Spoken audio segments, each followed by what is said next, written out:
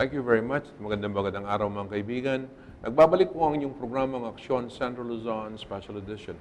Ako po si Sunny Lopez, and today we focus on Jocson College Incorporated, their Access to Success program. And we have invited top officials of the said college to be our special guests and inform us of what's happening in the college right now. Of course, we have the Vice President and the Chief Finance Officer of the Jocson College Incorporated, Maria Feliza Lay Jocson. Welcome to the program, Lay. Good afternoon, everybody. Thank you so much po for inviting me here in Aksyon Central Luzon. And of course, we have the Training Director of their Aviation Training Department, Mr. Jose Ikazi. Sir. Good afternoon, everybody. And I hope that I could, we would say, help in disseminating what we really plan within the college for the next few years. Okay. Lay, please give us a background there. Kung kailan na ba yung Jocson? Alam ko, matagal na to. Bata pa ako, nandiyan na yung Jocson. Yes. Was that your tita or lola who was there? It was actually founded by my grandmother, Yes. Miss Felisa Gomez Jocson, my namesake. Oo. So it was established in 1950 as a vocational technical school serving the dependents of American servicemen during the time of the Americans here in Clark. Right. So basically, during that time, of course, yung need noon are more on dressmaking, cosmetology, but and then eventually, Airline Driving Institute, di ba? yes, we also Skills offer talaga. that. Skills, Yung basically. skills na magagamit, no? That they can use when they go to the States, right? Yes, definitely. So you have graduated, I think, several hundreds during that time. Yes. Actually, it was the first school in the entire Central Luzon offering that course in line with technical and vocational. And when you did that, kasi nung unang panahon, nung mga panahon nung yun, no? Siguro nandun na rin kayo, sir. Kasi gusto ng lahat nun, yung blue-collar jobs, di ba? Yes. But that was something that was new that your grandmother introduced. Kasi Yes. ngayon, nagbabalik na sa ganun eh. Yes, that's true. Di ba? Bumabalik talaga Voctech, siya ngayon. Technical, di ba? And what's good now is that we have the support of the government. Like, they're really pushing the Technical Education Skills Development Authority. Diba? Sabi nga ni Secretary Villanueva of TESDA, sa TESDA, may choice sila. So, for this,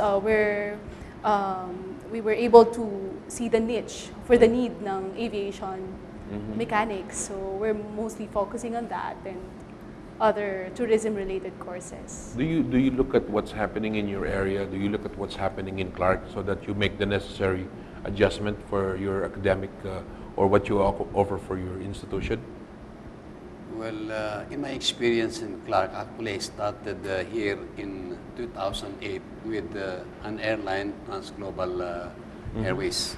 And incidentally, the two airlines that started where I was part of did not quite succeed, considering that the competition as Philippine Airlines and Cebu Pacific is hard to, we would say, displace. Yes. So much so that after this period, we have actually seen improvements in the industry within the area. Particularly, it started with the construction of that Singapore Airlines Engineering Philippines, which actually established an MRO or a maintenance repair organization within Clark, which means that airplanes that are operated by operators in the area doesn't have to be brought to other regions or other places for their required maintenance operation. Also, we have seen that this small airline before, this Southeast Area and Southeast Asia Airlines, Sea Air, has actually improved by getting bigger airplanes like the 737-300 and the Airbus 320. Furthermore, we've seen have they entered lately, into a partnership also with the bigger networks? yes, we have seen that they are in partner with other airlines in the region. Particularly, one of the most respected name right now on low-cost airline, Air Asia, has actually joined the bandwagon within the Clark area. And such a development will mean that the demand for aircraft maintenance personnel, pilots, flight attendants will actually increase from where we started. Do you Yes. also 5 years believe ago. that Clark will be the premier international airport Definitely. of the country? Yes. And you like what's happening now within the area? Yes, The number we're of blessed flights to be increase. in Clark area. So basically, people from the north, instead of them going to Manila, they just have to study here, where the focus of the development will be. Which is Is that Clark. why your school also, you look at this, you look at all this development, Clark International Airport, the number of flights, the number of passengers coming in, Yes. Yes.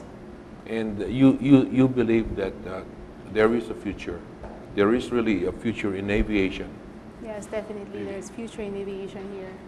So basically, just like what Mr. Kasi mentioned, Singapore Airlines Engineering started its operation here as MRO, and then eventually other MROs started operating Planning here as to- well. Hindi po, nandun na ba kayo na nandito yung Clark? Yung Air Force, nung Air Force base pa siya? Actually, I was here earlier, probably during the time that the Air Force was still, because my daughter, who is now in the U.S., has actually undergone her what's this internship training with the Clark Air Base Hospital. That was in the late 80s, Oh. like that. But it was just more of a visit Oh, and okay. not necessarily for to work, because by then I was still with Philippine Airlines. And you know that during that time, so many Filipinos were hired as mechanics Yes. in the maintenance department of, or the crew of the United States Air Force. I know that because apparently I have to tell you that there are two vice presidents that I have had in Philippine Airlines. Two of them, Mr. Pangilinan and the late Mr. Jocson, were actually from Pampanga. And both of them started with the Clark area on maintenance operation. But this is different now, di ba? Ito, Yes. ito commercial aviation naman pinag-usapan natin Exactly. dito, no? Pero either way, military or commercial, yung mga kumukuha ng kurso, lalong-lalo na yung mga offer po ng Hoxton, pwedeng ma-employ dyan. Exactly. And also, there are reports that the fastest growing industry now is the aviation industry. We need pilots, 4,000 at least a year. At parang bus na lang ho yung ano ngayon, di ba? Yung aeroplano. Yes. Ito na, when you travel now, it's always by air dahil usong-uso na yung budget, ano, di ba? Budget, yung murang-murang pagbiyahe. So ito, iniisip nyo, lalong lalawak ang pangangailangan natin sa mga nagtatrabaho related to the airline aviation industry. Ano ho ba dyan? Pero sa pilot, ano pa dyan? Mga mechanics, ano ba yung... Actually, the two positions right now in the airline industry that is in demand worldwide is unang-una pilots and the second is aircraft mechanics. Right. Because these are the two positions that is very important when it comes to airplane safety. Because these are the two, we would say, positions. The mechanic is the one that is responsible for making sure that the airplane is safe for flight, and the pilot is the one that's flying it. So that they corroborate from the time that the airplane is still on the ground before takeoff until after the last flight of the day. Especially the passengers. Yes, gusto nila. exactly. Kaya naubos yung mga Filipino rin, di ba? Pinirate. Dahil magagaling na mga mekaniko yung mga Filipino. Yes. Remember, they have very fast turnover right now, and even for SIA. Kaya dapat continuous lang talaga ang pagtitrain. Right. So what we're doing right now for Hoxton, as part of my job there, is to make sure that we're offering the exact skills or competencies required for the students to be readily involved and readily capable to do the expected tasks. And So, ibig sabihin, SIA. before the action, talagang pumutok na talagang kailangan na. Gusto nyo, nandyan na kayo. Yes. Nakalugar na yung Hoxton College. Yes. Okay, And we're maganda blessed yun. that we have a good tie-up with Lufthansa Technical Training Philippines. We're actually first in the Philippines to offer the EASA courseware and exams. This is a European Aviation Security Agency Okay. exams wherein the student, after graduating, and then 1 year lang siya for MRO, they can already have their European license. So, syempre, hindi naman sa pinopromote natin that they should stay in the Philippines, but the fact is talagang pagka-aviation ang pinag-uusapan, they will Yung be demand all is over there, the country. Hindi lang all Europe over the siguro, world. pati Middle East, right? Yes. Yung mga Middle East, ang dami-dami nilang binibili mga aeroplano ngayon. Mga Middle East. If I may add to that, I would say that the EASA license is much more better than our own license. Because if you have a PI or RPCAA license, you can only handle and release airplanes registered in the Philippines. Whereas, if you have that EASA license, you can handle an airplane that is coming from practically 25 countries in Europe that Okay. subscribes to EASA. So that the opportunities... Mas malawak yeah, yung for the opportunities for opportunity. somebody handling the license is much better. Yes. So you think the Filipinos will play a major role there? I mean, in fulfilling or coming up with yung mga needs Yes. ng mga European countries. And in addition to that, at this point, I would say that Airbus company in Europe is producing more airplanes than the Boeing company in the United States.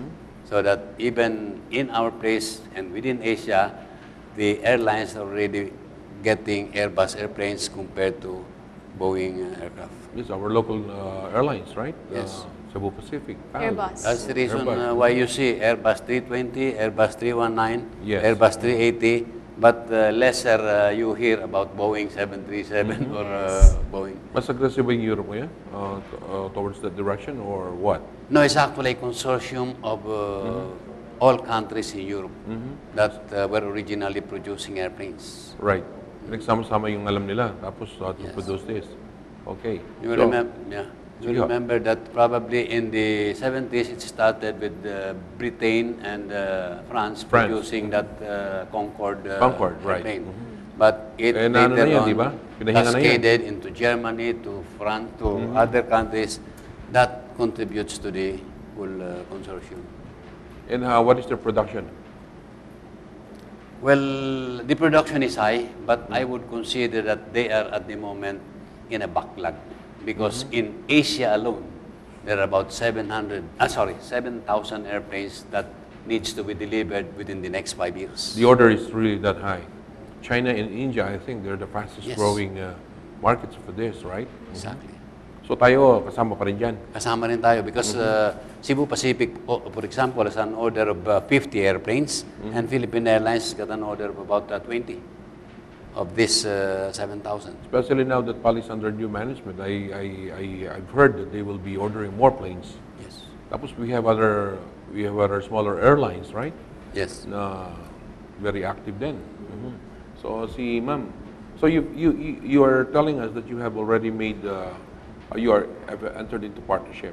Yes, with Lufthansa Technical Training Philippines, and I've received the message nga from even the president of PATS that he was really surprised that we've entered into partnership with Lufthansa kasi they also wanted to have a partnership with Lufthansa, but then of course PATS na sila eh. Oh, They PATS cannot, yan, oh. yeah, unlike us that we're in the developmental Development. stage. So it just so happened that our curriculum is EASA aligned. Hindi kami mahihirapan to embed the current modules of Lufthansa Technical Training for it to be fitted sa curriculum namin. Yung PATS kasi, pag dati nag-aaral ako sa Manila, pag sinabing PATS, tungkol sa aviation. Aviation. Talagang PATS yan, di ba? I would consider myself one of the first 10 instructors of PATS. Diba? Talagang, Wow. Pioneer. talagang naka-jackpot din nga tayo dito, ha? Sa Yes, kay industry Mr. Cassie. expert. Okay, we're gonna have a short break. Alright. And after the break, we'll discuss more of this. And we'll discuss more of Hoxton now. Mamaya, pag-uusapan din natin yung aeroplano na which will be a training facility for the number of students who will be enrolling sa Hoxton po, mga kaibigan. Okay, pagkatapos po ng short break, babalik po tayo at i-discuss po natin ng todo-todo itong mga pangangailangan na to sa kasalukuyan.